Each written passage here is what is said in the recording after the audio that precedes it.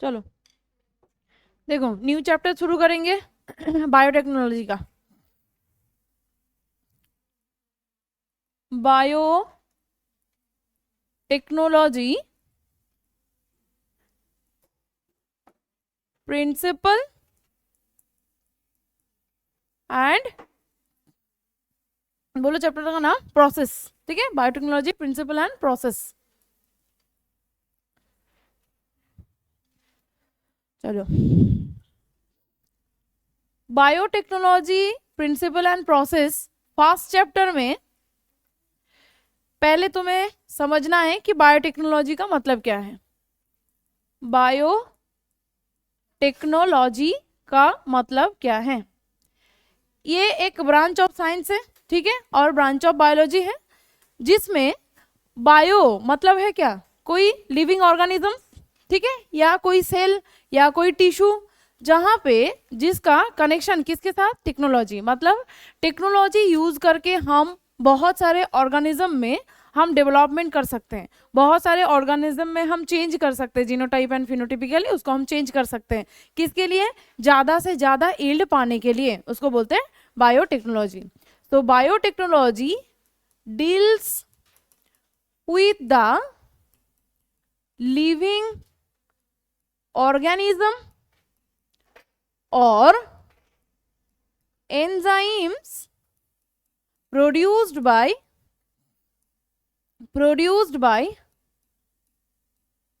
organisms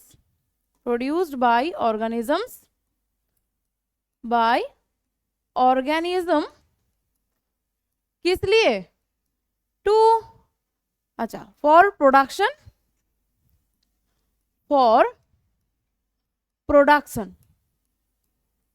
production जो useful for human being. ठीक है, सुनो ध्यान से, देखो biotechnology deals with the living organisms, और ऑर्गेनिज्म के अंदर से एंजाइम प्रोडक्शन, जो क्या किया जाएगा, जो प्रोडक्शन किया जाएगा मोर और मोर, किसके लिए? ह्यूमन का यूज के लिए। जैसे कि बहुत सारे हम क्या बना सकते हैं, बायोटेक्नोलॉजी का यूज करके हम बहुत सारे एंजाइम को बनाते हैं, बायोटेक्नोलॉजी का यूज करके हम बहुत सारे वैक्सीन को बनाते हैं, बहुत सारे ऑर्गेनिजम्स का फिनोटाइप चेंज कर सकते हैं। सोचो कोई टमाटर है, उसका ईल्ड हमें पसंद नहीं आया, या छोटे छोटे टमाटर हो रहा है, तो उसका जो जेनेटिक मटेरियल है उसका चेंज करके हम टमाटर का जो पूरा साइज है या उसके अंदर जो न्यूट्रिएंट है वो हम बदल सकते हैं। ठीक है, कोई ऑर्गेनिज्म, हम वेरिएंट्स के बारे में पढ़ा था ना, बहुत सारे काऊ का वेरिएंट्स होते हैं, बहुत सारे व्हीट का वेरिएंट्स होते हैं, बहुत सारे टाइप का, एक ही स्पीसीज लेकिन उसके अंदर बहुत सारे टाइप का ऑर्गेनिजम्स होता है। वो ऑर्गेनिजम्स कैसे बनाया गया? ये बायोटेक्नोलॉजी का यूज करके बनाया गया। प्लस देखोगे इसी चैप्टर में पढ़ोगे इंसुलिन प्रोडक्शन। इंसुलिन जो है वो ह्यूमन बॉडी में मिलता है नेचुरली, जो पैनक्रिया से, पैनक्रियाटिक जो आइलेट्स ऑफ लैंगरहैंस है, वहां से कौन सा सेल से बनते हैं? इंसुलिन बीटा सेल से बनते हैं, अल्फा सेल से ग्लूकागॉन बनता है। तो वो बीटा सेल से जो बनता है, सोचो किसी के बॉडी में वो इंसुलिन का कमी हो गया, तो उसके बॉडी में हमें क्या देना होता है? इंसुलिन देना होता है। डायबिटीज का पेशेंट में इंसुलिन देना होता है। तो इंसुलिन को बनाने के लिए हम ह्यूमन का ये जीन को, जो जीन से इंसुलिन प्रोडक्शन होते हैं, वो जीन को हम दूसरा होस्ट ऑर्गेनिज्म में कल्चर करके हम ज़्यादा से ज़्यादा इंसुलिन बना सकते हैं। ठीक है, ऐसे बहुत सारे टाइप हैं, बहुत सारी चीज़ें हैं जो हम बायोटेक्नोलॉजी में करते हैं। ठीक है, देखो एक डेफिनेशन दिया था, एक definition of biotechnology by, question आता है किससे दिया था, कौन ये बायोटेक्नोलॉजी का डेफिनेशन दिया था? European federation of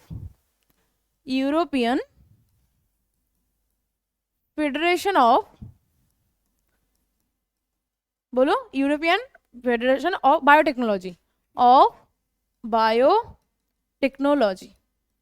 technology. ठीक है, शॉर्ट में इसको बोलते हैं EFB। ठीक है, इसने जो डेफिनेशन दिया था वो डेफिनेशन तुम्हें थोड़ा सा लर्न करना होगा। ठीक है, थोड़ा सा देख के रखना होगा। ये इसमें बोला गया, डेफिनेशन में बोला गया, the integration of integration of natural science, integration of natural science and organisms,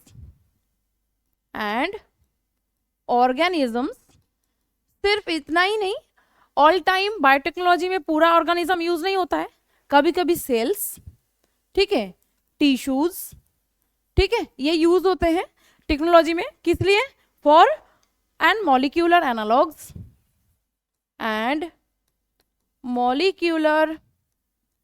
analogues किस लिए?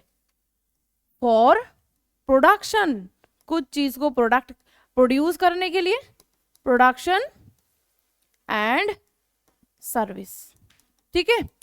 बहुत सारे ऑर्गेनिज्म को यहाँ पे कल्चर किया जाता है, सेल को यहाँ पे कल्चर किया जाता है, टिश्यू को यहाँ पे कल्चर किया जाता है, सारी चीजें किस लिए? ज्यादा से ज्यादा प्रोडक्शन करने के लिए और सर्विस देने के लिए, ठीक है। और बोल सकते हो फॉर मोर डिजायरेबल कैरेक्टर्स, ठीक है, फॉर मोर डिजायरेबल कैरेक्टर्स, ज्यादा डिजायरेबल कैरेक्टर को पाने के लिए हम कहाँ? नेचुरल साइंस, ठीक है, नेचुरल साइंस प्रोडक्ट और सर्विसेज, ठीक है, किस लिए? फॉर डिजायरेबल, ज्यादा कैरेक्टर पाने के लिए। कोई ऑर्गेनिज्म, उस ऑर्गेनिज्म में तुम्हें डिजायरेबल कैरेक्टर चाहिए, डिजायरेबल कैरेक्टर पाने के लिए हम बायोटेक्नोलॉजी यूज करते हैं, ठीक है। साइंस, नेचुरल साइंस, ठीक है, ये दोनों बस थोड़ा याद रखो। ये जो ऑर्गेनाइजेशन है, ऑर्गेनाइजेशन का नाम थोड़ा याद रखो, कौन सा ऑर्गेनाइजेशन है, किसने बायोटेक्नोलॉजी का जो डेफिनेशन है वो किसने दिया था, और बायोटेक्नोलॉजी किसके साथ डील करते हैं, ठीक है। चलो अब यहाँ पे हो गया। अब देखो, ये बायोटेक्नोलॉजी का टू प्रिंसिपल है, टू प्रिंसिपल ऑफ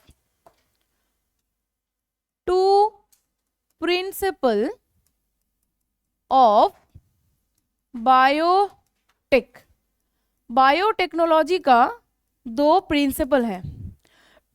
पहला वाला जो प्रिंसिपल है सबसे इंपॉर्टेंट है, इसके बारे में डिटेल हमें पढ़ना है। वन इज जेनेटिक इंजीनियरिंग, ठीक है, और दूसरा है बायोप्रोसेस इंजीनियरिंग,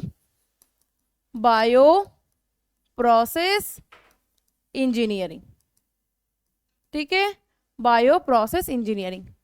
सुनो, ध्यान से सुनो, जेनेटिक इंजीनियरिंग सबसे इंपॉर्टेंट है, VVI लिख के रखो, इसके बारे में हमें डिटेल में पढ़ना है, ठीक है। जेनेटिक इंजीनियरिंग क्या है? ऑल्टरनेशन ऑफ जेनेटिक मटेरियल, ठीक है, ये क्या है? Alternation of genetic material, alternation of genetic materials. क्या क्या ऑल्टरनेशन? जेनेटिक मटेरियल क्या है? कभी कभी डीएनए है, कभी कभी आरएनए है, आरएनए और डीएनए का ऑल्टरनेशन, केमिकल, अच्छा, alternation of chemical of genetic material लिखो, ठीक है, chemical, alternation of chemical of genetic material, किस लिए? कोई ऑर्गेनिज्म के अंदर ये जेनेटिक मटेरियल को चेंज करेंगे, ऑफ एन ऑर्गेनिज्म, कैसे? By applying these into them। जो ऑर्गेनिज्म का हम चेंज करना चाहते हैं, उस ऑर्गेनिज्म के बॉडी में हम दूसरा कोई किसी का डीएनए को हम क्या करेंगे? एक्सट्रैक्ट करके जिसके बॉडी में हम चेंज करना चाहते हैं उसके बॉडी में हम डाल देंगे, ठीक है। कैसे करेंगे उसका डिटेल प्रोसेस हम करेंगे अभी, इसको रिकॉम्बिनेंट डीएनए टेक्नोलॉजी भी बोलते हैं। हाँ, फिर से समझाएंगे, अभी बताते, इसको रिकॉम्बिनेंट डीएनए टेक्नोलॉजी भी बोलते हैं, ठीक है, रिकॉम्बिनेंट डीएनए टेक्नोलॉजी और RDT, ठीक है, रिकॉम्बिनेंट डीएनए टेक्नोलॉजी। और एक बार बता देते, सुनो, जेनेटिक इंजीनियरिंग का मतलब है alternation of chemical of genetic material. कोई एक ऑर्गेनिज्म है, ये एक इकोलाई है, ठीक है, ये एक इकोलाई है, ये इकोलाई, ओके, इकोलाई। इस इकोलाई के अंदर कोई एक जीन है, ठीक है, इसके अंदर सर्कुलर डीएनए होते हैं ना, ये और ये हमें पता सोच लो कि ये इकोलाई जो है इसके पास एंटीबायोटिक रेजिस्टेंसी पावर नहीं है, ठीक है, नो एंटीबायोटिक रेजिस्टेंट पावर, ठीक है, पावर। अब बायोटेक्नोलॉजी में इकोलाई को बहुत ज्यादा यूज किया जाता है, ह्यूमन बेनिफिट के लिए इकोलाई को बहुत ज्यादा यूज किया जाता है, इस्चेरिचिया कोलाई को, बेनिफिशियल है ये बैक्टीरिया। अब ये बैक्टीरिया अगर तुम ग्रो करना चाहते हो कोई एक कल्चर मीडियम में, सोचो वहां पे कोई एंटीबायोटिक आ गया और वो मर जाएगा, क्योंकि एंटीबायोटिक रेजिस्टेंस पावर इसके पास नहीं है, और कोई एक एंटीबायोटिक में तुम इसको सर्वाइव कराना चाहते हो, तो ये सर्वाइव नहीं कर रहा है। अब क्या करोगे, इसके पास, अच्छा तुम्हारे पास कोई एक जीन है जो तुमने किसी और कोई ऑर्गेनिज्म से उधार लिया, मतलब उसके बॉडी से काट के लिया, कैसे काट के लेते हैं सब हम इसमें सीखेंगे अभी थोड़ी देर बाद, ठीक है। तो तुमने ये जीन को लिया, ये जीन को इस इकोलाई के जीन जेनेटिक मटेरियल में तुम डाल सकते हो। अगर इसमें डाल दोगे तो ये जो जीन है, ये जीन कौन सा है, जिसके पास रेजिस्टेंसी पावर है, रेजिस्टेंसी पावर है इसके पास, ठीक है। अब इसको इनमें अगर पुट कर दोगे, उतना ही आसान नहीं है, इतना जल्दी इतना आसानी से ये इनपुट नहीं होता है, इसके लिए हम प्रोसेस करेंगे, ठीक है। इसमें डाल दिया, ठीक है, जब डाल देते हैं तो उसको रिकॉम्बिनेंट डीएनए बोलते हैं। रिकॉम्बिनेंट डीएनए किसको बोलते हैं थोड़ी देर बाद समझेंगे, पहले इसका डेफिनेशन समझो। अब इसका जेनेटिक मटेरियल को हमने ऑल्टरनेशन किया है कि नहीं किया है, क्या है इसका जेनेटिक मटेरियल को हमने देखो, alternation of chemical of genetic material DNA और RNA of an organism applying this into them, इनके बॉडी में कोई जीन घुसा के इसका डीएनए जो है और आरएनए जो है उसको हमने चेंज कर दिया, ठीक है, चेंज कर दिया। किस लिए, फॉर मोर प्रोडक्शन हो सकता है, कभी कभी हो सकता है कोई डिजरेबल कैरेक्टर तुम इसके अंदर चाहते हो, ठीक है। एक टमाटर, सिर्फ इकोलाई क्यों, एक टमाटर है अभी बोला मैंने, उसके पास ज्यादा यील्ड नहीं हो रहा है, मतलब ज्यादा उसके पास टमाटर नहीं हो रहा है, तो एक अच्छा कोई टमाटर का जीन जो कोई दूसरा टमाटर के सीड में है, मतलब उसका सेल में है, उसको एक्सट्रैक्ट करके अगर इसी जिसमें जो टमाटर तुम्हारे पास था उसमें अगर घुसा दोगे तो अभी जो टमाटर है उसमें ज्यादा उगने लगेगा, ठीक है। तो ऐसे चेंज कर सकते हैं, ये genetic engineering for more character के लिए हो सकता है, डिजरेबल कैरेक्टर के लिए हो सकता है, ज्यादा यील्ड के लिए हो सकता है, अच्छा कोई कैरेक्टर के लिए हो सकता है, डिजीज रेजिस्टेंस के लिए हो सकता है, इंसुलिन प्रोडक्शन करने के लिए हो सकता है, कोई दूसरा एंजाइम प्रोडक्शन करने के लिए होता है, वैक्सीन प्रोडक्शन करने के लिए होता है, बहुत सारे इसका जो पूरा ओवरऑल इसका जो यूज है वो बहुत ज्यादा है, ठीक है। ये जेनेटिक इंजीनियरिंग का डेफिनेशन समझ में आया कि नहीं बताओ, ठीक है। अब बायो प्रोसेस इंजीनियरिंग का मतलब क्या है, बायो प्रोसेस इंजीनियरिंग मतलब है मेंटेनेंस ऑफ स्टेराइल कंडीशन, ठीक है, maintenance of sterile condition, maintenance of sterile condition. Sterile condition मतलब सोचो एक कल्चर मीडियम, उस कल्चर मीडियम में तुमने इकोलाई को कल्चर कर रहे हो, ठीक है, ये एक कल्चर मीडियम, इस कल्चर मीडियम में तो ही तुम क्या कर रहे हो, इकोलाई को कल्चर कर रहे हो। लेकिन दुनिया में ऐसा हर जगह होते हैं जहां पे दूसरा कोई ऑर्गेनिज्म, बैक्टीरिया, वायरस हो, वो आ सकता है, ठीक है। तो तुम्हें क्या करना है, इसमें ये रेड जो है इसको हटाना है, इसको हटाना है, इसको हटाना है, किसको रखना है, ओनली जो व्हाइट जो तुम्हारा डिजरेबल कैरेक्टर वाला जो ऑर्गेनिजम्स है उसको रखना है, ठीक है। तो इसको बोलते हैं मेंटेनेंस द स्टेराइल कंडीशन, मतलब स्टेराइल कंडीशन मतलब है, इसमें लिख के रखो, microorganism free which are not needed, जो यहाँ पे तुम्हें नहीं चाहिए उसको हटा देना, इसको बोलते हैं और नहीं तो बोल सकते हो माइक्रोबियल कम्युनिकेशन फ्री बोल सकते हो, और नहीं तो बोल सकते हो माइक्रोबियल कम्युनिकेशन फ्री, क्योंकि तुम जो कल्चर कर रहे हो, जो चीज को लेके कल्चर कर रहे हो, उसमें अगर दूसरा कोई ऑर्गेनिज्म, कोई माइक्रोब्स अगर घुस जाएगा तो उसमें तुम्हारा जो डिजरेबल जो तुम्हारा रिजल्ट है वो नहीं आएगा, इसीलिए हमें क्या करना है, उसमें फ्री कर देना है। और नहीं तो कल्चर ऑफ यूकैरियोटिक सेल्स, ठीक है, और कल्चर ऑफ यूकैरियोटिक, अच्छा इसमें लिख सकते हो, लिख के रखो, टू एनाबल, इसको कंप्लीट कर लो, टू एनाबल तुम्हारा डिजायरेबल कैरेक्टर, तो क्या लिखोगे, to enable the growth of the growth of desirable character, कुछ नहीं है, जो मैंने बोला है उसी को मैंने लिखा है, ठीक है। कैरेक्टर्स देखो, आप पढ़ो इसको। मेंटेनेंस ऑफ स्टेराइल कंडीशन, मतलब माइक्रोबियल जो कोई भी कम्युनिकेशन है उसको फ्री कर देना, मतलब दूसरा कोई ऑर्गेनिज्म को उसके अंदर ग्रो नहीं करने देना, मतलब यहाँ पे जो डिजरेबल कैरेक्टर है बस उसी को ही रहने देना और उसी को ही ग्रोथ करने में हेल्प कराना। This is the bioprocess engineering. और यहाँ पे तुम बोल सकते हो कि यूकैरियोटिक सेल कल्चर और culture of eukaryotic cell, eukaryotic cells for किस लिए, वैक्सीन प्रोडक्शन के लिए, एंजाइम प्रोडक्शन के लिए, एटसेट्रा एटसेट्रा, लिख के रखो, ठीक है। ये होता है बायोप्रोसेस इंजीनियरिंग। और एंटीबायोटिक, वैक्सीन, एंटीबायोटिक। अच्छा, हमने क्लास 12 का एक चैप्टर में ह्यूमन हेल्थ एंड डिजीज पढ़ा था। ह्यूमन हेल्थ एंड डिजीज नहीं, माइक्रोब्स का चैप्टर में, माइक्रोब्स का चैप्टर में हमने एंटीबायोटिक्स के बारे में सुना था। अलेक्जेंडर ने फर्स्ट टाइम एक एक्सपेरिमेंट कर रहे थे जहाँ पे कुछ बैक्टीरिया था, कौन सा बैक्टीरिया था वहाँ पे, हाँ स्ट्रेप्टोकोकस था ना, या स्टेफाइलोकोकस, ठीक है, एक बार जाके चेक करोगे। वो बैक्टीरिया के पास जब क्या हो रहा था वहाँ पे, वो बैक्टीरिया कुछ एंटीबायोटिक रिलीज कर रहा था, और एंटीबायोटिक से किसको खत्म किया जा सकता है, बैक्टीरिया को या वायरस को, बैक्टीरिया को, वायरस को नहीं, क्योंकि antibiotic can change the genetic material of bacteria, bacteria का जेनेटिक मटेरियल डीएनए को काट सकता है वहाँ पे, ठीक है, डीएनए को खत्म कर सकता है।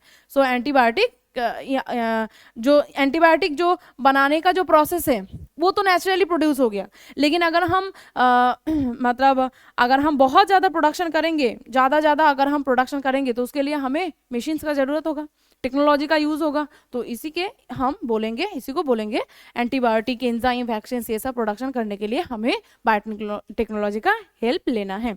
तो ये दो रहा प्रिंसिपल ऑफ बायोटेक्नोलॉजी, ठीक है।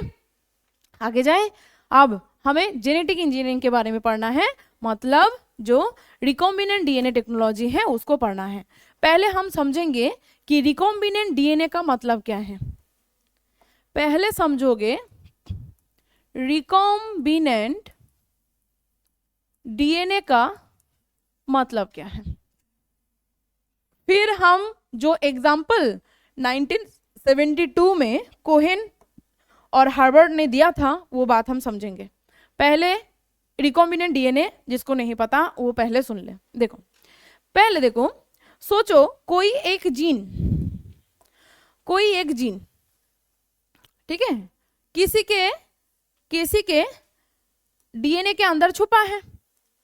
तो सोचो यहां से लेकर यहां तक एक जीन है, यहां से लेकर यहां तक एक जीन है, और ये टोटल पूरा क्या है, डीएनए का थ्रेड है, ठीक है।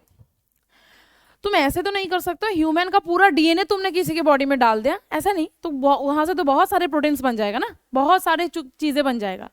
एग्जैक्टली तुम्हें पहले समझना है कि कौन सा चीज तुम्हें चाहिए। तो यहाँ पे तुम सोच सकते हो, जो पढ़ोगे इस चैप्टर में उसी को बताते हैं। डीएनए का सोचो, ये जीन जो इंसुलिन बनाता है, नहीं तो कोई ऐसा एक जीन जो दूसरा कोई ऑर्गेनिज्म में है, तुम बोल सकते हो ये कोई बैक्टीरिया में है, ठीक है, उस बैक्टीरिया के पास एंटीबायोटिक रेजिस्टेंस जीन है, ठीक है, समझ में आया कि नहीं। सोचो ये बैक्टीरिया, चलो इंसुलिन हटा देते हैं, इंसुलिन जब पढ़ेंगे, इंसुलिन तब बताएंगे, जब इंसुलिन पढ़ेंगे तब बताएंगे। पहले सुनो, ये टोटल एक डीएनए का थ्रेड है। अब इस डीएनए का थ्रेड में यहां से लेकर यहां तक एक जीन है जो मुझे चाहिए, और ये जीन कैसा जीन है, चलो ये है एंटीबायोटिक रेजिस्टेंस पावर इसमें है, ठीक है, इसमें एंटीबायोटिक रेजिस्टेंस पावर है। अब मुझे ये चाहिए, तो हम क्या करेंगे, इसको काट के बाहर लेके आएंगे, यहाँ पे और यहाँ पे और यहाँ पे एक एंजाइम जो इस डीएनए को काट सकता है। हमें पता है डीएनए को काटने के लिए कौन सा एंजाइम चाहिए, रेस्ट्रिक्शन एंडोन्यूक्लियेज। एक्चुअली रेस्ट्रिक्शन एंडोन्यूक्लियेज, न्यूक्लियस दो टाइप का होता है, एक है एक्सोन्यूक्लियस और एक होता है एंडोन्यूक्लियस। एंडोन्यूक्लियस अंदर से काटता है, एक्सोन्यूक्लियस बाहर से काटता है, वो बाद में बताएंगे, उसका लिखाएंगे, ठीक है। तो सोच लो यहाँ पे रेस्ट्रिक्शन रेस्ट्रिक्शन एंडोन्यूक्लियेज, एंडोन्यूक्लियेज, बोलो इस रेस्ट्रिक्शन एंडोन्यूक्लियेज को हम क्या बोलते हैं, हम क्या बोलते हैं इसको, बोलो मॉलिक्यूलर, मॉलिक्यूलर सीजर बोलते हैं और मॉलिक्यूलर नाइफ बोलते हैं, ठीक है, मॉलिक्यूलर सीजर बोलते हैं। चलो ये मॉलिक्यूलर सीजर से पहले हम इस डीएनए के अंदर से जो मेरा जीन है, जो चाहिए मुझे वो जीन को मैंने काट लिया, तब इस जीन का नाम दिया जाता है, इस जीन का नाम दिया जाता है जीन ऑफ इंटरेस्ट, ठीक है, जीन ऑफ इंटरेस्ट, इसको जीन ऑफ इंटरेस्ट बोला जाता है, इंटरेस्ट, ठीक है, जीन ऑफ इंटरेस्ट और GOI, ठीक है, जीन ऑफ इंटरेस्ट। तो क्या किया हमने, जीन ऑफ इंटरेस्ट को इसके अंदर से काट लिया, पहले हमने जीन ऑफ इंटरेस्ट को यहां से काट लिया, ऐसे तैसे ये काटता नहीं है, बिल्कुल इसका पूरा प्रोसेस पढ़ाएंगे, बस इन जनरल रिकॉम्बिनेंट डीएनए क्या होते हैं वो मैं समझा रही हूँ। अब सोचो यहाँ पे है होस्ट बॉडी, यहाँ पे है होस्ट बॉडी, ये होस्ट है कौन, सोच लो इकोलाई, सोच लो इकोलाई, एग्जाम्पल अभी कुछ नहीं बोला मैंने, एग्जाम्पल क्या कहाँ से क्या आ रहा है कुछ नहीं बोला, ये एक दूसरा ऑर्गेनिज्म का है, ये एक दूसरा ऑर्गेनिज्म सोच लो, इसका नाम है ऑर्गेनिज्म 1 और इसका नाम है ऑर्गेनिज्म 2, इसका नाम है ऑर्गेनिज्म 2। ऑर्गेनिज्म 1 के पास से मेरा जो डिजायरेबल जीन है वो जीन ऑफ इंटरेस्ट को मैंने काट लिया, काटने के बाद हम घुसाएंगे इस बैक्टीरिया हो, कोई भी ऑर्गेनिज्म हो, ये ऑर्गेनिज्म 2 में, जिसको बोलेंगे हम होस्ट सेल, अरे सॉरी, जिसको बोलेंगे हम होस्ट सेल, जिसमें हम देंगे वो होस्ट सेल बन जाएगा, this is the host cell बन गया, ठीक है। अब इस होस्ट सेल के अंदर इसको डालेंगे, इसको डालेंगे, इसको डालेंगे, क्यों डालेंगे, ताकि ये जो जीन है ये इसके पास आ जाए, लेकिन उतना आसानी से ये आएगा नहीं, प्लस आएगा भी तो इसके पास डीएनए मटेरियल है, इसके पास डीएनए मटेरियल है, इसके पास सर्कुलर डीएनए होते ना, सर्कुलर डीएनए है। अब अगर ये आ भी जाएगा तो इसके साथ मतलब जो मेरा यहाँ पे डीएनए मटेरियल है उसके साथ फिक्स नहीं होगा, ठीक है, इसके लिए हमें चाहिए बीच में एक वेक्टर, बीच में हमें चाहिए एक वेक्टर, तो ये प्रोसेस पॉसिबल नहीं है, डायरेक्टली देना पॉसिबल नहीं है, तो हमें क्या करना है, बीच में एक वेक्टर को लेना होगा, वेक्टर को लेना होगा। अब इस वेक्टर को क्या लिया जाता है, ये वेक्टर को लिया जाता है एक प्लाज्मिड, प्लाज्मिड को लिया जाता है, देखो अलग अलग ऑर्गेनिज्म में अलग अलग लिया जाता है, ठीक है, हर ऑर्गेनिज्म में प्लास्टिड नहीं लिया जाता है, प्लास्टिड नहीं, प्लाज्मिड नहीं लिया जाता, बैक्टीरिया के लिए प्लाज्मिड यूज किया जाता है, ह्यूमन के लिए क्या यूज किया जाता है, एक वायरस यूज किया जाता है, राइनो वायरस यूज किया जाता है, ठीक है। तो ये सोच लो वेक्टर है, तो वेक्टर कोई भी हो सकता है, तो हमने यहाँ पे एग्जाम्पल ले रहे हैं प्लाज्मिड, ठीक है, एग्जाम्पल ले रहे हैं हम प्लाज्मिड, और इस प्लाज्मिड के पास, प्लाज्मिड क्या है, प्लाज्मिड एक ऑटोनोमसली रेप्लिकेटेड, मतलब वो खुद रेप्लिकेट कर सकता है एक ऐसा double standard extra DNA material, extra DNA material मतलब ये कोई भी कोई बैक्टीरिया के अंदर होते हैं, प्लाज्मिड किसके अंदर होते हैं, बैक्टीरिया के अंदर होते हैं, कहाँ प्रेजेंट है ये, इन बैक्टीरिया, ये बैक्टीरिया में है, ये क्या है, ये एक extra DNA material, extra DNA material, क्यों एक्स्ट्रा डीएनए मटेरियल, क्योंकि ये अगर इकोलाई है या कोई भी बैक्टीरिया है उसका मेन सर्कुलर डीएनए होगा, ये main circular double standard DNA present है, हम सेल का चैप्टर में पढ़ते हैं ना प्रोकैरियोटिक में, ये एक्चुअली जेनेटिक मटेरियल है, जेनेटिक मटेरियल है, ठीक है, लेकिन इसके साथ साथ छोटे छोटे ऐसे डबल स्टैंडर्ड ही डीएनए मटेरियल ही होगा जिसको बोलेंगे हम प्लाज्मिड। इस प्लाज्मिड क्या, ये प्लाज्मिड है ऑटोनोमसली रेप्लिकेटिंग, खुद ये रेप्लिकेट कर सकता है अपने आप को, प्लस ये जो ऑटोनोमसली रेप्लिकेटिंग प्लाज्मिड है that is double standard DNA है, डबल स्टैंडर्ड डीएनए है, बट एक्स्ट्रा डीएनए मटेरियल है, एक्स्ट्रा डीएनए मटेरियल क्यों है, क्योंकि ये नॉट जेनेटिक मटेरियल, इसको जेनेटिक मटेरियल नहीं बोलेंगे, ठीक है, इसको हम नॉट जेनेटिक मटेरियल, डीएनए होगा लेकिन हम इसको जेनेटिक मटेरियल नहीं बोलेंगे, और ये जो है ये इसमें जो जीन होते हैं वो नॉन एसेंशियल जीन होते हैं, ठीक है, हैव नॉन एसेंशियल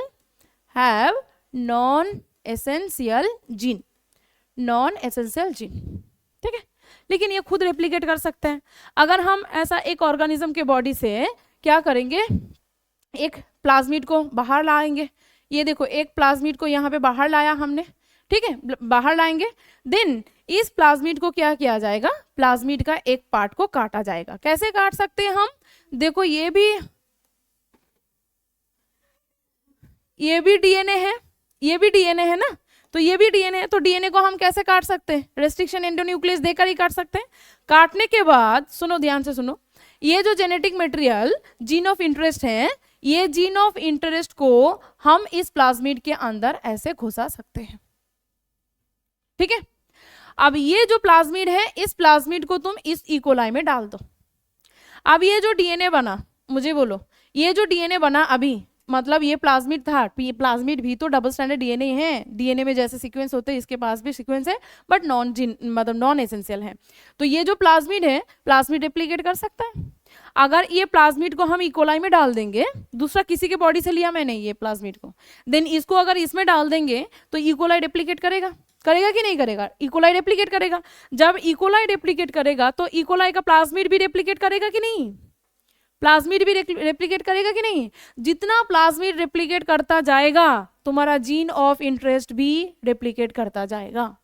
फायदा हो गया तुमने बस एक जीन को निकाला था किसी के बॉडी से, एक, ठीक है, लेकिन उस एक जीन से क्या काम होगा, एक जीन पूरे बॉडी के लिए बहुत कम है, ठीक है, तो उससे ज्यादा कुछ काम नहीं होगा। इसके लिए क्या करोगे, इसको मल्टीप्लिकेशन करने के लिए इस इकोलाई को उधार लोगे, इस इकोलाई को डाल दोगे। ये इकोलाई जितना बार, चलो इसको घुसा देते हैं, ये जो है इसको घुसा देते हैं। ये देखो प्लाज्मिड आ गया यहाँ पे, प्लाज्मिड के साथ साथ तुम्हारा जीन ऑफ इंटरेस्ट भी आ गया, जीन ऑफ इंटरेस्ट भी आ गया।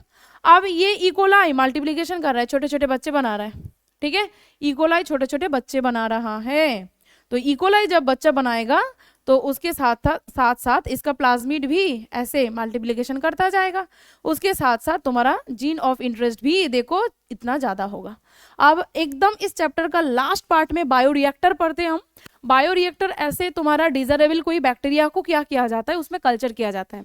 कल्चर मतलब उसमें मल्टीप्लिकेशन किया जाता है। जितना ज्यादा वहां पे तुम इकोलाई को बना सकते हो, उतना ज्यादा तुम्हारे पास क्या आ जाएगा, जीन ऑफ इंटरेस्ट आ जाएगा। अब वहां से तुम एक्सट्रैक्ट करो, अब तुम्हारा जो काम के लिए है वो बना, ठीक है। अब ये अगर इंसुलिन का होगा तो तुम्हें देखो, कोई एक ह्यूमन के बॉडी से तुमने सोचो, मेरे बॉडी में जो पैनक्रियास है, पैनक्रियास के अंदर जो बीटा सेल है, वो जो मतलब उसमें जो जीन है, वो जीन क्या बनाएगा, क्या बनाते हैं, इंसुलिन बनाते हैं। अब जो डायबिटीज पेशेंट होते हैं उसके बॉडी में बाहर से आर्टिफिशियली इंसुलिन देना है, तो मुझे यहाँ पे क्या बनाया गया, वही विक्टिम बनाया गया। विक्टिम नहीं बोलेंगे, मेरे बॉडी से ये जीन ऑफ इंटरेस्ट को एक को निकाला जाएगा, ज्यादा नहीं देंगे, एक को निकाला जाएगा।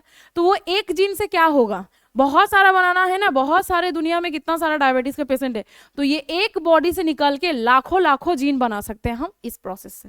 समझ में आया। अब ये डीएनए रिकॉम्बिनेंट कहाँ गया, बोलो, ये तो नहीं बताया मैंने। ये देखो प्लाज्मिड, इस प्लाज्मिड में मेन इसका प्लाज्मिड का डीएनए था, ठीक है, मटेरियल था, लेकिन इसमें एक जीन ऑफ इंटरेस्ट घुस गया।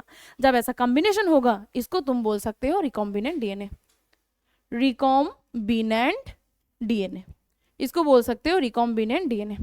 समझ में आया। अब ये रिकॉम्बिनेंट डीएनए जब कोई किसी के बॉडी में, देखो जब ऐसे तुम दोगे ना, किसी के बॉडी में भी ऐसे रिकॉम्बिनेंट डीएनए को देने की कोशिश करोगे कोई वेक्टर के थ्रू, तो मतलब जल्दी जल्दी ये लेगा नहीं, उतना आसान नहीं है।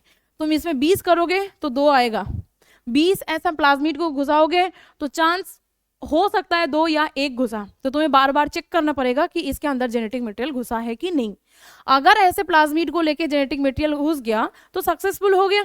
तो इस टाइम ये जो होस्ट बॉडी जिसके अंदर ये जेनेटिक मटेरियल और रिकॉम्बिनेंट डीएनए घुसा है, इसको बोलते हैं ट्रांसफॉर्म्ड ऑर्गेनिज्म, इसको बोलेंगे ट्रांसफॉर्म्ड ऑर्गेनिज्म, ट्रांसफॉर्म्ड ऑर्गेनिज्म। बात समझ में आया, इन जनरल बात समझ में आया। और एक बार 1 मिनट में बता देते हैं, फिर हम जो एग्जाम्पल एनसीईआरटी ने बोला है वो एग्जाम्पल को करेंगे, ठीक है, वो एग्जाम्पल को करेंगे। हो गया, हो गया। चलो देखो क्या बोला मैंने यहाँ पे, रिकॉम्बिनेंट डीएनए, ये जो टेक्नोलॉजी है, इस टेक्नोलॉजी ऐसे तैसे हाथ से तो नहीं कर सकते हम, टेक्नोलॉजी का चाहिए, तो ये जो टेक्नोलॉजी है उसको बोलेंगे हम रिकॉम्बिनेंट डीएनए टेक्नोलॉजी। और जेनेटिक इंजीनियरिंग, इसमें क्या करना है, हम क्या किया, हमने एक किसी के बॉडी से जो मुझे एक अच्छा सा लगा कोई जीन, उस जीन को किसी के डीएनए से हमने काट लिया। किससे काटते हैं, रेस्ट्रिक्शन एंडोन्यूक्लियस से काटते हैं। देन यहाँ से जीन ऑफ इंटरेस्ट जब आया तो डायरेक्टली होस्ट बॉडी में नहीं घुसाया जाता है, बीच में एक वेक्टर को चाहिए। वेक्टर कहाँ से मिलेगा, यहाँ पे ऑर्गेनिज्म 3 लिख लो, ऑर्गेनिज्म 3 लिख लो, ये ऑर्गेनिज्म 3 जिसके पास से हम क्या करेंगे, एक वेक्टर को एक्सट्रैक्ट करेंगे। कौन सा वेक्टर को यूज किया जाता है, अगर ये बैक्टीरिया है तो उसके लिए प्लाज्मिड को यूज किया जाता है, ह्यूमन के लिए राइनोवायरस को यूज किया जाता है। देन ये प्लाज्मिड को लिया, प्लाज्मिड क्या है मैंने यहाँ पे बता दिया, ये प्लाज्मिड के अंदर क्या करोगे, प्लाज्मिड को भी, प्लाज्मिड भी डीएनए है, इसको भी छोटा टुकड़ा बना लोगे, कैसे, रेस्ट्रिक्शन एंडोन्यूक्लियस से। देन जो यहाँ पे क्या आएगा, जो जीन ऑफ इंटरेस्ट है उस जीन ऑफ इंटरेस्ट को यहाँ पे हम डाल सकते हैं। प्लस सिर्फ डालने से नहीं चलेगा, ये जो 2 रीजन है, ये जो 2 रीजन है, इन जगह में और इन जगह में इसको क्या करना है, बाइंड भी करना है। किससे बाइंड करते हैं, लाइगेज और डीएनए लाइगेज से, यहाँ पे भी डाल दो, यहाँ पे भी डाल दो। अगर लाइगेज डाल दोगे तो आसानी से ये जीन ऑफ इंटरेस्ट फिक्स हो जाएगा विद द प्लाज्मिड। वैसे भी बहुत आसान नहीं है ये प्रोसेस। देन ये जो डीएनए अभी बना उसको बोलेंगे हम रिकॉम्बिनेंट डीएनए। अब ये रिकॉम्बिनेंट डीएनए जो होस्ट बॉडी में तुम डालोगे, बार बार डालते डालते 1-2 बार तो चांस आ ही जाएगा जब ये अंदर घुस जाएगा। अगर इसके अंदर घुस गया तो इसको बोलेंगे हम ट्रांसफॉर्म्ड ऑर्गेनिज्म। ठीक है, अगर सुनो एक बात यहाँ पे बीच में इस चैप्टर में पढ़ाएंगे, ये जो इकोलाई देख रहे हो, इकोलाई मैंने ऑर्गेनिज्म लिया, नहीं तो होस्ट सेल बोलो। इस होस्ट सेल में प्लाज्मिड घुसा, दूसरा वाला प्लाज्मिड घुसा, प्लाज्मिड के साथ साथ रिकॉम्बिनेंट जो जीन ऑफ इंटरेस्ट है वो भी घुसा। ठीक है, मतलब यहीं पे सक्सेसफुल हो, देन यहाँ पे gene of interest plus plasmid दोनों ही घुसा, तब जाके तुम ये जो ऑर्गेनिज्म है इसको रिकॉम्बिनेंट ऑर्गेनिज्म बोल सकते हो, क्योंकि इसमें दोनों ही आ गया है। प्लस इसको ट्रांसफॉर्म्ड ऑर्गेनिज्म तो बोलते ही है, क्योंकि ये जो छोटा सा प्रोसेस है इसका नाम है ट्रांसफॉर्मेशन। ट्रांसफॉर्मेशन, इसको ट्रांसफॉर्मेशन बोलते हैं। ठीक है, तो ट्रांसफॉर्म्ड हो गया, ट्रांसफॉर्मेशन से ट्रांसफॉर्म हो गया। अब कभी कभी क्या होता है, सुनो, तुमने ये प्लास्टिड डाला था, लेकिन ये पूरा प्लास्टिड इसके अंदर कुछ नहीं आया, जीन ऑफ इंटरेस्ट भी नहीं आएगा, प्लाज्मिड नहीं आएगा, तो जीन ऑफ इंटरेस्ट कैसे आएगा, कुछ नहीं, खाली। मतलब ये जो बैक्टीरिया है वो ऐसे खाली, इसका सिर्फ इसका खुद का डीएनए लेके बैठा है। तो ऐसे डीएनए को, ऐसे ऑर्गेनिज्म को क्या बोलेंगे, नॉन ट्रांसफॉर्म्ड बैक्टीरिया बोलेंगे, इसमें नॉन ट्रांसफॉर्म्ड ऑर्गेनिज्म बोलेंगे। ठीक है, अब कभी कभी ऐसा भी होता है, तुमने ये डाला था, प्लाज्मिड आ गया, लेकिन ये जो डीएनए का टुकड़ा था, जीन ऑफ इंटरेस्ट था, वो नहीं आया, तब क्या बोलेंगे, तब बोलेंगे ट्रांसफॉर्म्ड लेकिन नॉन रिकॉम्बिनेंट, क्योंकि उस टाइम डीएनए नहीं आया था। ठीक है, अगर ये बात अभी ज्यादा समझ में नहीं आया तो कोई दिक्कत नहीं है, अभी बस इन जनरल रिकॉम्बिनेंट डीएनए समझो, transformed, non transformed, recombinant, non recombinant organism क्या होते हैं, आगे जाके इस चैप्टर के बीच में तुम्हें समझ में आ जाएगा। ठीक है, चलो अब देखो जो और एग्जाम्पल दिया है, construction of fast recombinant DNA किसने किया था, उसमें चलते हैं। साइंटिस्ट का नाम बहुत सारे हैं, लेकिन उतना तुम्हें पढ़ना नहीं है। एनसीईआरटी 2 साइंटिस्ट का नाम लिया है, दोनों को ही पढ़ना है। साइंटिस्ट बहुत सारे थे इनके, इनमें हो गया, हो गया ये। चलो चलो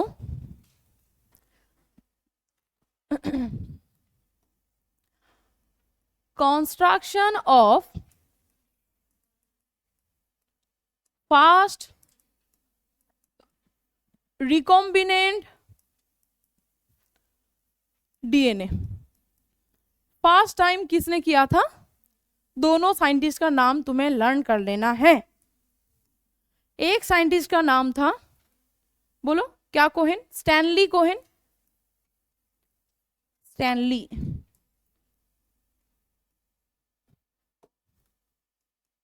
Stanley Cohen and Herbert Boyer. ठीक है, Stanley Cohen and Herbert Boyer. 1972 शुरुआत इसका वही 1970 के आसपास हुआ था, लेकिन फर्स्ट टाइम डीएनए रिकॉम्बिनेंट करने में सक्सेसफुल हुआ ये दोनों। हमें ये दोनों का नाम याद रखना है, कोहेन एंड बोयर। ठीक है, अब ये दोनों ने जो ऑर्गेनिज्म लिया था, इससे पहले जो स्लाइड में दिखाया मैंने, बस इन जनरल बता दिया। अब तुम्हें इन दोनों ने जो ऑर्गेनिज्म लेके ये पूरा प्रोसेस किया था वो सब याद रखना है, कुछ नहीं, बहुत आसान है। पहले एक बैक्टीरिया लिया उन्होंने, जो बैक्टीरिया है, बोलो तो, स्ट्रेप्टोकोक, कौन सा, salmonella typhi, sorry salmonella typhi, very sorry, salmonella typhi, मेरे दिमाग में वही स्ट्रेप्टोकोकस चल रहा है। साल्मोनेला टाइफी, मुझे बताओगे साल्मोनेला टाइफी कौन सा डिजीज करता है? टाइफॉइड डिजीज करता है ना, टाइफॉइड डिजीज करता है। अब ये साल्मोनेला टाइफी के पास है क्या? है इसका प्लाज्मिड, ठीक है, ये है इसका प्लाज्मिड। मैंने बोल दिया प्लाज्मिड क्या है, ठीक है, मैंने बोल दिया प्लाज्मिड क्या है। पहले क्या करना है, पहले क्या किया था उन्होंने, ये प्लाज्मिड को इनके बॉडी से पहले एक्सट्रैक्ट किया, ठीक है, एक्सट्रैक्ट द प्लाज्मिड, प्लाज्मिड किस लिए? फॉर वेक्टर, वेक्टर बनाने के लिए। वेक्टर इज मीन्स कैरियर होते हैं, वेक्टर मतलब ही तो कैरियर होते हैं, कोई चीज को कैरी करके लेके जाएगा। और यहाँ पे बैठा है मेरा बेचारा इकोलाई जो होस्ट बॉडी है, ठीक है, ये है होस्ट बॉडी इकोलाई, ये इकोलाई, ठीक है, इकोलाई। अब इस इकोलाई के पास भी सब कुछ है, सब कुछ है, इसका ये खुद का डीएनए है, इसका खुद का प्लाज्मिड भी है, ठीक है, इसका खुद का प्लाज्मिड भी है, ये देखो इसका खुद का छोटे छोटे प्लाज्मिड भी है, ठीक है। लेकिन बेचारा इसके पास no antibiotic, antibiotic resistant power, ऐसा नहीं है कि कोई भी एंटीबायोटिक रेजिस्टेंस पावर नहीं है, कौन सा एंटीबायोटिक के लिए है वो यहाँ पे नहीं दिया है। याद रखो कोई एक एंटीबायोटिक रेजिस्टेंस पावर, जो एक एंटीबायोटिक तुम्हारे पास है जिसके अंदर तुम्हें इकोलाई को कल्चर करना है, लेकिन उस कल्चर के अंदर, कल्चर मीडियम के अंदर ये इकोलाई जो है वो कल्चर नहीं हो रहा है। क्यों नहीं हो रहा है? क्योंकि इसके अंदर रेजिस्टेंसी पावर है नहीं, तो ये मर जाएगा। तो इसके लिए क्या करना है, देखो एक्सट्रैक्ट प्लाज्मिड हमने एक्सट्रैक्ट कर लिया, देन ये एक डीएनए का टुकड़ा मुझे मिला है कहीं से भी, ठीक है, कहाँ से मिला वो नहीं बोला, ठीक है, ये डीएनए का टुकड़ा जिसके पास यहां से लेकर यहां तक, यहां से लेकर यहां तक, ये सोचो एक जीन है, ये एक जीन है which have antibiotic, antibiotic resistance, resistance power, ठीक है, gene have antibiotic resistance power, ऐसा जीन मुझे मिल गया। तो इस जीन को अब हम जीन ऑफ इंटरेस्ट बोल सकते हैं, जीन ऑफ इंटरेस्ट बोल सकते हैं, बोल सकते हैं ना। अब इस जीन ऑफ इंटरेस्ट को भी काट लिया जाएगा, इस जीन ऑफ इंटरेस्ट को भी काट लिया जाएगा। हमें पता है कि काटने के लिए यहाँ पे क्या डाल देना है, क्या डाल देना है, यहाँ पे रेस्ट्रिक्शन एंडोन्यूक्लियस डाल देना है, ये रेस्ट्रिक्शन एंडोन्यूक्लियस, एंडोन्यूक्लियस हो गया, रेस्ट्रिक्शन एंडोन्यूक्लियस डाला। जब रेस्ट्रिक्शन एंडोन्यूक्लियस डाला तो यहाँ से डीएनए का तो जो टुकड़ा है जीन ऑफ इंटरेस्ट वाला वो यहाँ से निकल के आ गया, जीन ऑफ इंटरेस्ट निकल के आ गया, ठीक है। अब ये जब निकल के आ गया, मैंने बताया था कि हमें क्या करना है, इस प्लाज्मिड के साथ इसको जोड़ना है। तो उससे पहले हमें प्लाज्मिड को भी काटना पड़ेगा, छोटा सा थोड़ा सा काट देना है। यहाँ पे क्या करना है, कट द प्लाज्मिड, क्या करना है इसमें, काट द प्लाज्मिड, प्लाज्मिड को यहाँ पे काट लेना है। प्लाज्मिड को यहाँ पे काटोगे और इस जीन ऑफ इंटरेस्ट को यहाँ पे क्या करोगे, लाइगेज देकर इसमें बाइंड कर दोगे, डीएनए लाइगेज, डीएनए लाइगेज यहाँ पे भी डाला, डीएनए लाइगेज, डीएनए लाइगेज यहाँ पे ऐड कर दोगे तो ये पूरा प्लाज्मिड को तुम इसमें डाल सकते हो। डालने का बहुत सारे प्रोसेस है, पढ़ाएंगे वो बीच में है, ठीक है। देन ये जो डीएनए बना, अब ये डीएनए को हम रिकॉम्बिनेंट डीएनए बोल सकते हैं, रिकॉम्बिनेंट डीएनए बन चुका है ये। देन ये रिकॉम्बिनेंट डीएनए को क्या करना है, इस इकोलाई के अंदर डाल देना है।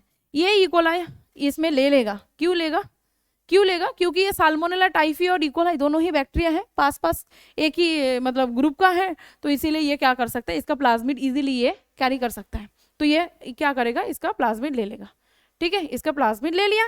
प्लाज्मिड के साथ साथ सोचो बहुत बार करने के बाद मेरा जीन ऑफ इंटरेस्ट भी इसमें आ गया, तो ये जो बैक्टीरिया बना इसमें रिकॉम्बिनेंट डीएनए आ गया, रिकॉम्बिनेंट डीएनए आ गया। ठीक है, ये बेचारा इकोलाई, ये बेचारा इकोलाई बलि का बकरा, ये होस्ट सेल है, ये होस्ट सेल अभी हम इसको क्या बोल सकते हैं, हमने इसमें क्या किया, ट्रांसफॉर्मेशन किया, ट्रांसफॉर्मेशन किया। ट्रांसफॉर्मेशन मतलब इस प्लाज्मिड और रिकॉम्बिनेंट डीएनए को होस्ट सेल में डाल देना, डाल दिया। कौन सा प्रोसेस है, ट्रांसफॉर्मेशन। ट्रांसफॉर्मेशन करेंगे तो ये बैक्टीरिया क्या बन जाएगा, होस्ट सेल, ट्रांसफॉर्म्ड, तो ये होस्ट सेल बन गया ट्रांसफॉर्म्ड, ट्रांसफॉर्म्ड प्लस तुम इसको रिकॉम्बिनेंट बोल सकते हो, रिकॉम्बिनेंट बोल सकते हो, क्यों नहीं बोलोगे, यहाँ पे तो आया है, जीन ऑफ इंटरेस्ट भी आया, प्लाज्मिड भी आया, रिकॉम्बिनेंट डीएनए आया, तो ये ट्रांसफॉर्म्ड भी हो गया और उसके साथ साथ रिकॉम्बिनेंट भी हो गया है। क्लियर हुआ कि नहीं हुआ, रिकॉम्बिनेंट डीएनए कैसे होते हैं, समझ में आया? ओके ठीक है, ये एग्जाम्पल साइंटिस्ट कोहेन और बोयर ने लिया था, साल्मोनेला टाइफी का, और इधर होस्ट सेल के लिए इकोलाई को लिया था। ठीक है, और gene of interest antibiotic resistance ही है। हो गया, चलो बोलो, हाँ लिखो। अब हमें पढ़ना है इसका एक एक स्टेप को पढ़ना है। अब देखो ये इकोलाई को कल्चर करने के लिए, मतलब ये इकोलाई आगे जाके पढ़ाएंगे, ये इकोलाई प्रोजेनी बनाएगा, ये इकोलाई क्या करेगा, इकोलाई अब प्रोजेनी बनाएगा। जितना प्रोजेनी बनाएगा उस सारे प्रोजेनी में इसका जब रिकॉम्बिनेंट डीएनए जब भी मल्टीप्लिकेशन करेगा तब भी उसके प्रोजेनी में भी आ जाएगा। तो जितना प्रोजेनी बनेगा उतना फायदा है ना, जितना प्रोजेनी बनेगा उतना ज़्यादा जीन ऑफ इंटरेस्ट का भी मल्टीप्लिकेशन होगा। तुम वहाँ से ज़्यादा एक्सट्रैक्ट कर सकते हो, जो हम बायोरिएक्टर में पढ़ेंगे। बायोरिएक्टर ऐसा एक चेम्बर होते हैं जिसके अंदर इसी ऐसे बैक्टीरिया को डाला जाता है जिसको ज़्यादा से ज़्यादा मल्टीप्लिकेशन कराना है। फोम, पानी का फोम क्रिएट किया जाता है, उसमें बैक्टीरिया को छोड़ा जाता है, फूड दिया जाता है, उसको क्या बोलते हैं, फूड जब दिया जाता है उसको ब्रॉथ बोलते हैं, ब्रॉथ। ठीक है, उसमें डाला जाता है, देन एक मशीन होता है ऐसे घूमता है, जितना ज़्यादा घूमेगा ये बैक्टीरिया उतना ज़्यादा न्यूट्रिशन मिलके उतना ज़्यादा उसका मल्टीप्लिकेशन होगा। जितना मल्टीप्लिकेशन होगा उसका प्रोजेनी में उतना ज़्यादा जीन ऑफ इंटरेस्ट आएगा। अब तुम्हें ज़्यादा से ज़्यादा जीन मिल जाएगा, ज़्यादा से ज़्यादा इंसुलिन बना सकते हो, ज़्यादा से ज़्यादा ये जो तुम ऑर्गेनिज्म बना सकते हो जिसके पास एंटीबायोटिक रेजिस्टेंस पावर है। तो तुम्हें कोई भी रेजिस्टेंस, कोई भी एंटीबायोटिक के अंदर तुम डाल के इसको कल्चर कर सकते हो, क्योंकि ये इकोलाई बहुत सारे चीज़ों में ह्यूमन के लिए यूज होते हैं। ठीक है, हो गया। चलो नेक्स्ट हमें ये जो स्टेप अभी देखा उसको हर एक चीज को ध्यान से पढ़ना है, ध्यान से देखना है। चलो पहले देखो 3 बेसिक स्टेप, 3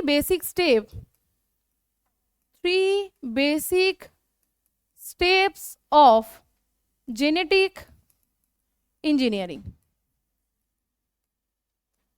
ठीक है, 3 basic step of genetic engineering. देखो मैंने यहाँ पे एक चीज स्किप करके कहा था, एक चीज को स्किप करके कहा था, किसी के दिमाग में आया कि नहीं, कि ये जो डीएनए जीन ऑफ इंटरेस्ट है, ये जीन ऑफ इंटरेस्ट कहाँ से आया मैम, ये जीन ऑफ इंटरेस्ट पहले इसको ढूंढना पड़ेगा ना, पहले इसको ढूंढना पड़ेगा, सिर्फ नहीं, इसको ढूंढने के बाद सोचो कोई ह्यूमन से ही तुम्हें ये देखना है, तो ह्यूमन के अंदर से इसको तुम्हें पहले देख के उसको अलग करना है। तो उतना आसान बात नहीं है कि ह्यूमन के अंदर एक टोटल जीन मतलब टोटल डीएनए, उसके अंदर कौन सा कहाँ से लेकर कहाँ तक एक जीन है जो ही मेरा इंटरेस्टेड है, मतलब जो मेरा डिजरेबल है, उसको काट के बाहर लेके आना, फिर प्लाज्मिड के साथ इसको जोड़ना, बहुत लंबा प्रोसेस है, उसी को हम पढ़ेंगे। ठीक है, जो मैंने स्किप किया था कि ये कहाँ से आया, समझ में आया? चलो हम चलते हैं। देखो फास्ट है, fast identification of DNA, identification of DNA which is desirable, ठीक है, which have gene of interest, ठीक है, इंटरेस्ट। ठीक है, एक ऐसा डीएनए का तुम पहले आइडेंटिफाई करो कि उसके अंदर तुम्हारा जो जीन ऑफ इंटरेस्ट है वो है, पहले वो आइडेंटिफाई करो। आइडेंटिफाई करने के बाद उसको आइसोलेशन करना है, isolation of gene of interest from the DNA. ठीक है, और बोल सकते हो आइसोलेशन और separation, of gene of interest from the DNA. जो डीएनए का टुकड़े में तुम्हारा वो जीन ऑफ इंटरेस्ट है उसको पहले आइडेंटिफाई करो। कर लिया तुमने आइडेंटिफाई कि ये ही मेरा डीएनए है, यही मेरा जीन है जो हम इसको कल्चर कर सकते हैं। और उसके बाद तुम्हें आइसोलेशन करना है। कितना खतरनाक है अभी देखोगे, ठीक है। जाओ, आगे जाके डॉक्टर नहीं बनोगे, फिर भी बायोटेक्नोलॉजिस्ट बन सकते हो, ठीक है। चलो, और लास्ट में जब तुमने कोई ऐसा डीएनए को तुमने आइसोलेट कर ही दिया, तब तुम्हें क्या करना होगा, इंट्रोडक्शन भी करना होगा। तो इसमें ये भी लिख के रखो, and introduction of these gene of interest into कहाँ, होस्ट सेल। होस्ट सेल में तुम्हें इंट्रोडक्शन भी कराना है आइडेंटिफिकेशन और आइसोलेशन के बाद, ठीक है। देन लास्ट में है जो तुम्हारा ऑर्गेनिज्म तुमने जो चूज किया, जो होस्ट सेल चूज किया, उस जो होस्ट सेल है उसके बाद जो प्रोजेनी बनेगा उसमें भी तुम्हें मेंटेन करना पड़ेगा तुम्हारा ये जीन ऑफ इंटरेस्ट को, ठीक है। मतलब मेंटेनेंस ऑफ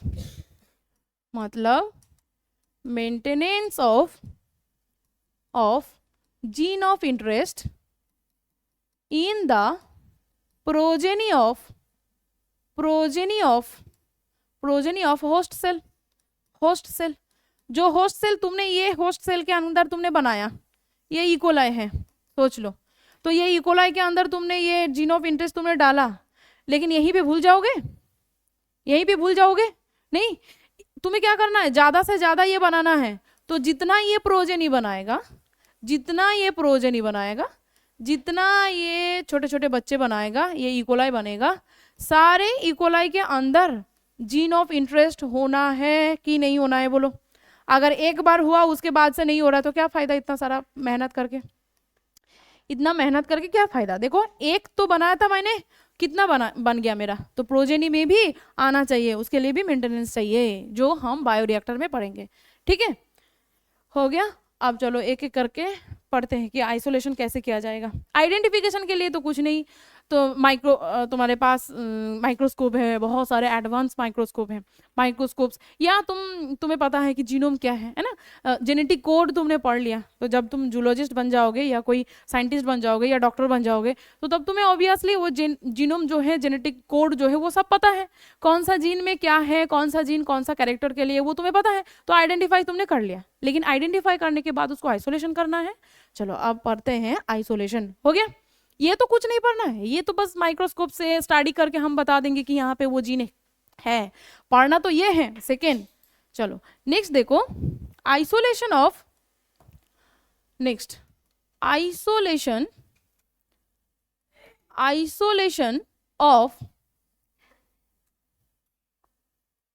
डीएनए, ठीक है। पहले आइडेंटिफाई किया तुमने, डीएनए को आइडेंटिफाई किया कि इसके पास है। अब तुम्हें इसको क्या करना है, और डीएनए ना लिख के तुम जेनेटिक मटेरियल भी लिख सकते हो, क्योंकि ऑल टाइम ये डीएनए ही नहीं होगा। बार बार मैं डीएनए बोल रही हूँ, ऐसा नहीं कि सिर्फ डीएनए होगा। मतलब जेनेटिक मटेरियल, और आरएनए मतलब जेनेटिक मटेरियल, ठीक है, जेनेटिक मटेरियल। ओके। अब इस जेनेटिक मटेरियल को तुमने फर्स्ट क्या किया, आइडेंटिफिकेशन करके आइसोलेशन करोगे। हाँ बिल्कुल।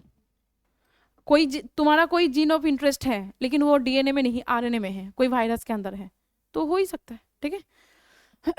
मतलब जिसके बॉडी में आरएनए एज जेनेटिक मटेरियल है, वहां पे तुम्हारा जीन ऑफ इंटरेस्ट छुपा है, तो किसको आइसोलेट करना है, डीएनए को या आरएनए को? आरएनए को, मतलब जेनेटिक मटेरियल को। इजी बात है। चलो अब देखो, पहले क्या है, ये आइसोलेशन करने के लिए कोई ना कोई सेल के अंदर तो ये छुपा होगा, कोई ना कोई सेल के अंदर ये जेनेटिक मटेरियल छुपा होगा। तो पहले क्या करना है, उसका जो सेल कवरिंग है, उस सेल कवरिंग को तुम्हें रैप्चर करना है, ठीक है। क्या करना है, ब्रेक करना है, ब्रेक द सेल कवरिंग, मतलब सेल वॉल मेनली हम जानते हैं, अगर प्लांट है सेल मेम्ब्रेन भी हो सकता है, ठीक है, अगर कोई एनिमल सेल है तो मेनली सेल का जो कवरिंग है उसको ब्रेक करना है। जैसे कि अगर ये बैक्टीरिया है, कोई बैक्टीरिया से तुम्हें मिला है, सोच लो ये तुम्हारा gene of interest is from bacteria, तो ये बैक्टीरियल सेल वॉल को तोड़ोगे। समझ में आ रहा है कि नहीं? अगर जेनेटिक मटेरियल तुम्हारा कोई बैक्टीरिया के अंदर छुपा है तो किसको तोड़ोगे? बैक्टीरिया का सेल वॉल को तोड़ोगे, बैक्टीरिया को सेल वॉल को तोड़ने के लिए तुम्हें क्या देना पड़ेगा, लाइसोजाइम देना पड़ेगा। गुड। क्यों देना पड़ेगा, क्योंकि लाइसोजाइम कैन ब्रेक, क्या किससे बनता है ये बैक्टीरिया का सेल वॉल, बोलो सेल का चैप्टर में पेप्टाइडोग्लाइकन। वेरी गुड तृप्ति। ये बैक्टीरियल सेल वॉल को डाइजेस्ट कराने के लिए लाइसोजाइम देना है, because lysozyme can digest peptidoglycan, और बैक्टीरिया का जो सेल वॉल है उसमें पेप्टाइडोग्लाइकन होते हैं, ठीक है। It can digest the peptidoglycan, ठीक है, पेप्टाइडोग्लाइकन को ये डाइजेस्ट कर सकता है।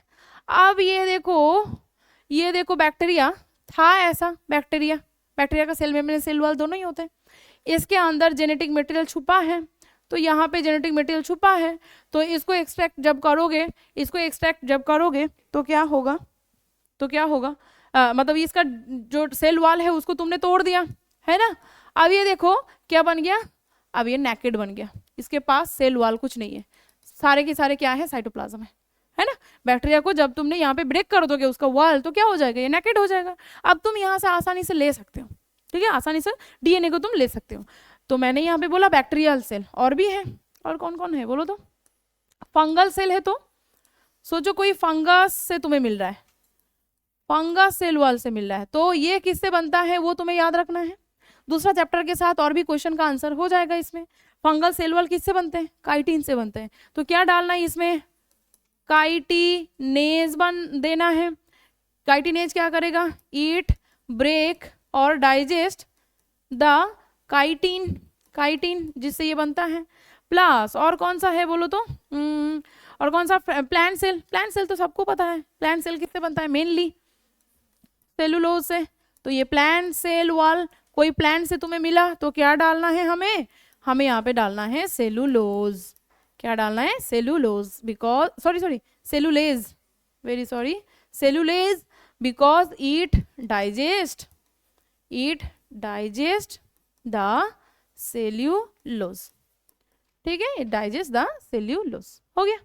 प्लांट सेल को देखो, सारे के सारे सेल से अब तुम्हें डीएनए या जेनेटिक मटेरियल कुछ भी, मेनली यहाँ पे जो कुछ दिखाया है वो उसमें सारे के सारे डीएनए ही होगा, क्योंकि इसका भी डीएनए होता है जेनेटिक मटेरियल, इसका तो होते ही है, इसका भी डीएनए। तो डीएनए को तुम आसानी से बाहर ले सकते हो, क्योंकि ऊपर का जो कवरिंग है उसको तुमने हटा दिया, ठीक है।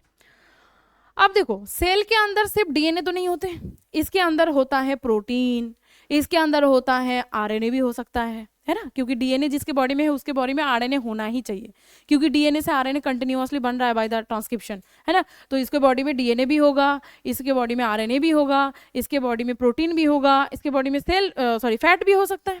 तो इसीलिए बाकी का सारे जो चीजें हैं उसको हटाना है, सिर्फ डीएनए को रखना है, या जेनेटिक मटेरियल जो भी है उसको रखना है। मेरे यहाँ पे तीनों एग्जाम्पल के हिसाब से genetic material is only DNA, तो मुझे डीएनए को रख के बाकी सब कुछ हटा देना है। तो क्या क्या हटा देना है, चलो क्या क्या हटा देना है। अब एप्लीकेशन ऑफ, अब क्या करना है, एप्लीकेशन ऑफ सम के एंजाइम,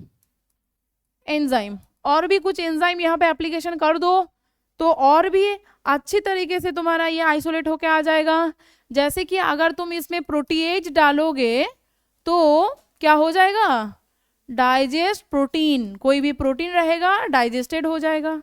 अगर यहाँ पे कोई भी आरएनए है तो मुझे आरएनए नहीं चाहिए, तो इसमें आरएनएज डाल दो, तो क्या हो जाएगा, digest the RNA, RNA will be digested, है कि नहीं, आरएनए डाइजेस्टेड हो जाएगा।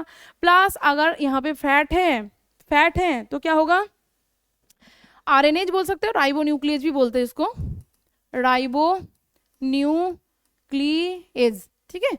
और अगर लिपिड है तो लाइपेज डाल दो, ये डाइजेस्ट कर देगा किसको, लिपिड को।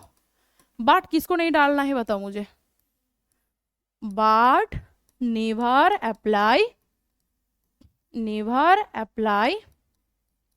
DNAs, but never apply DNAs. अगर डीएनएज को ही डाल दोगे तो जेनेटिक मटेरियल भी डाइजेस्टेड हो जाएगा, डीएनए ही अगर तुम्हें डीएनए आरएनए चाहिए तो तुम डीएनएज डालोगे, लेकिन जिसके बॉडी में डीएनए होगा उसके बॉडी में क्या डीएनए होगा, पूछ रहे हैं रेशम कि जिसके बॉडी में मुझे जहां से आरएनए चाहिए तो हम क्या डालेंगे, डीएनए डालेंगे। पहले ये सोचो कि जिसके बॉडी में as a genetic material DNA RNA है उसके बॉडी में क्या डीएनए हो सकता है। जिसके बॉडी में आरएनए जेनेटिक मटेरियल है उसके बॉडी में डीएनए करेगा क्या ठीक है, तो हमें उसमें डालना नहीं है। ठीक है, जिसके बॉडी में डीएनए है उसके बॉडी में आरएनए हो सकता है, बिकॉज डीएनए से आरएनए ऑलवेज प्रोडक्शन होगा। समझ में आया। अगर डीएनएज डाल दोगे तो डीएनएज डालने से डीएनए खराब हो जाएगा, डीएनए डाइजेस्टेड हो जाएगा, तो जीन ऑफ इंटरेस्ट तुम्हें कैसे मिलेगा। इसीलिए याद रखो, नेवर अप्लाई क्या, डीएनएज कभी डालना नहीं है। हो गया। अब सोचो इसको लेना है ऐसे टेस्ट ट्यूब में, ऐसे टेस्ट ट्यूब में ले लो। पहले जो टेस्ट ट्यूब तुमने लिया था उस, सोचो टेस्ट ट्यूब में तुमने लिया था तो इसके अंदर सेल वॉल तो नहीं था, सेल मेम्ब्रेन तो नहीं था, लेकिन इसके अंदर प्रोटीन, उसके अंदर फैट, इसके अंदर आरएनए, उसके साथ साथ यहाँ पे था तुम्हारा जीन ऑफ मतलब DNA, sorry gene of interest अभी हमें नहीं पता कहाँ पे छुपा है, वो पूरा डीएनए को मैंने एक्सट्रैक्ट किया तो इसके अंदर ये रेड रेड कलर का डीएनए है। उसके साथ साथ सोचो व्हाइट कलर का जो है वो है यहाँ पर, यहाँ का फैट प्लस इसमें और भी कुछ प्रोटीन्स है। ठीक है, और भी यहाँ पे सोचो क्या क्या डाला हमने, बोलो आरएनएज भी है, ऐसे बहुत सारी चीजें इसके साथ मिक्स था। अब तुमने जब इसके अंदर ये सारी चीजें डाल दिया, क्या क्या डाला, प्रोटीएज को डाला, इसमें तुमने और क्या अप्लाई किया, आरएनएज को अप्लाई किया, और क्या डाला इसमें, लाइपेज को अप्लाई किया, तो ये कलरफुल बाकी का सारे चीजें डाइजेस्टेड हो जाएगा। सिर्फ कौन सा रहेगा, रेड को मैं मार्क कर रही हूँ, सॉरी ये जो है इसको मार्क कर रही हूँ, रेड का जो है इसको मार्क कर रही हूँ, ये कौन सा है, डीएनए है। कौन रह जाएगा यहाँ पे, सिर्फ डीएनए रह जाएगा। अब इसमें सिर्फ रहेगा, अब इसको लेना है एक टेस्ट ट्यूब में, टेस्ट ट्यूब में लेना है। ठीक है, टेस्ट ट्यूब में लेना है, देन इसमें डाल देना है जो तुमने सारे चीजों को खिला के सिर्फ डीएनए को इसके अंदर रखा था। ठीक है, डीएनए में अब ये बाकी का कलरफुल कैसे रहेगा, सारी चीजें अप्लाई करके तुमने तो खत्म कर दिया। अब यहाँ पे सिर्फ डीएनए है, सिर्फ डीएनए है। अब इस डीएनए से कैसे तुम अलग करोगे, अभी भी थोड़ा थोड़ा इसमें पूरा मिलजुल के है। अब इसमें तुम्हें अप्लाई कर देना है थोड़ा सा चिल्ड इथानॉल। ठीक है, चिल्ड इथानॉल डालना है।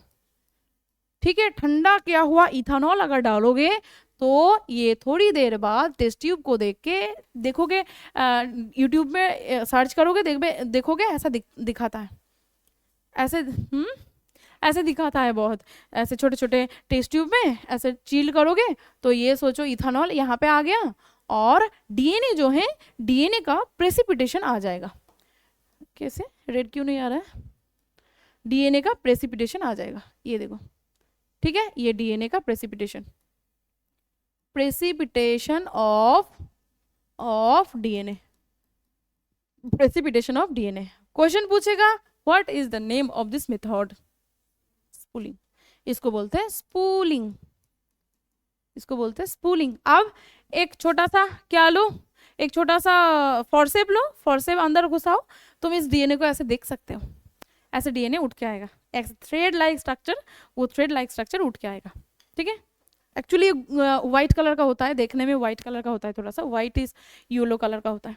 ठीक है, this step is called the spooling.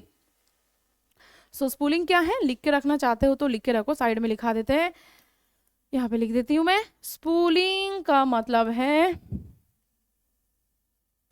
Spooling का मतलब है द ट्रीटमेंट ऑफ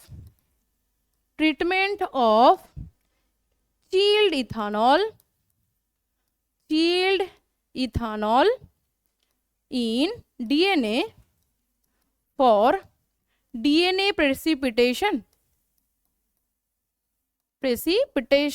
ठीक है, डीएनए प्रेसिपिटेशन के लिए इसको चील करो, फिर ये डीएनए अपने आप अलग हो जाएगा, उसको उठाओ।